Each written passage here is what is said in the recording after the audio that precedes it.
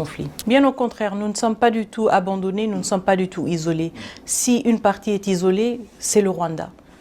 Encore une fois, je me réfère aux 2 réunions d'urgence du Conseil de sécurité, dans lequel quand même, à travers lesquelles quand même, il était comme assez visible à quel point le Rwanda était seul et isolé.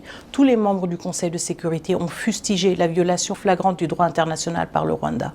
Je voudrais aussi vous rappeler que pendant la dernière réunion du Conseil de sécurité, le mardi, nous avons eu qui ne sont pas directement impliqués dans le conflit, qui ont saisi la parole, qui ne sont pas membres du Conseil de sécurité. Nous avons l'Uruguay, le Guatemala, l'Afrique du Sud, le Burundi, le Sénégal, tous ces pays qui se sont mobilisés pour prendre la parole pendant les délibérations du Conseil de sécurité. Je pense que ce que nous voyons maintenant, c'est que de plus en plus de pays au monde, pas seulement en Afrique, sont scandalisés par l'attitude du Rwanda, l'attitude déstabilisatrice du Rwanda, qui semble avoir l'intention maléfique de vouloir remettre l'Afrique dans les années sombres des années 90 où le pouvoir s'arrachait avec des armes.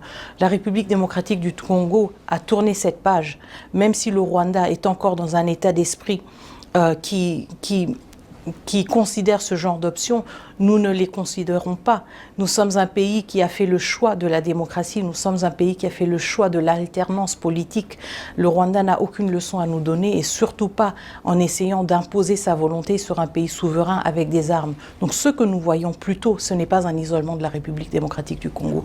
Le monde s'insurge, le monde pose des questions sur comment est-ce que le Rwanda ait pu avancer si longtemps et comment est-ce que le monde a permis que le président Kagame se radicalise pendant tant de décennies. Et nous avons la réponse très claire à cela.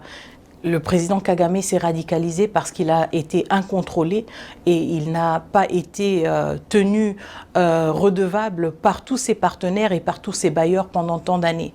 Et donc nous nous retrouvons maintenant dans une situation où un chef de l'État semble incontrôlé et obsédé par l'intention de vouloir déstabiliser un pays voisin et contribuer au changement inconstitutionnel d'un régime légitime. Ceci est inacceptable et nous refusons qu'en 2025, l'Afrique que nous voulons avoir, l'Afrique que nous aspirons, qu'elle soit une Afrique du développement, de la prospérité et de l'avenir et de l'espoir pour toutes les générations qui suivront, nous refusons catégoriquement que ce narratif soit imposé sur notre continent et sur notre pays. Alors mon message tout d'abord, c'est qu'ils ne sont pas seuls, ils ne sont pas abandonnés, ils sont la raison pour laquelle chaque matin, tout le monde